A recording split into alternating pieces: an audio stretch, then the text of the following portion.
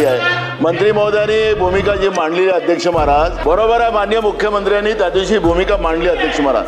पण मंत्र्यांनी एकदा गोष्ट मान्य केली अध्यक्ष महाराज की मुख्यमंत्र्यांनी या ठिकाणी सांगून आम्ही यांना सोडणार नाही, त्यांच्यावर कडक कारवाई करू. पण मुख्यमंत्र्याचा आवाज वैष्णव गँग ऐकायला तयार नाही.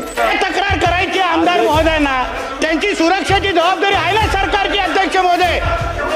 उगाच टार्गेट करण्याचं काम चाललं अध्यक्ष महोदय.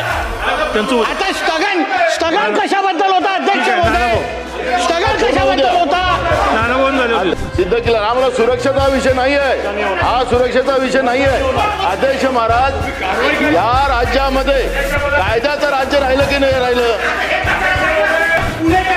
कसं फास्ट ट्रॅक केस चालवली बघ, मग त्याच्याबद्दल कौतुक केलं ना. मग अध्यक्ष महोदय ह्यांना काय संरक्षण द्यायचं अध्यक्ष महोदय? आम्ही देऊ ना अध्यक्ष महोदय. कायद्याचं राज्य नाही राहिलंय, कशाला वाक्य पाहिजे? कायद्याचं राज्य झालं नाही हे कशा ह्यांना काय संरक्षण द्यायचं अध्यक्ष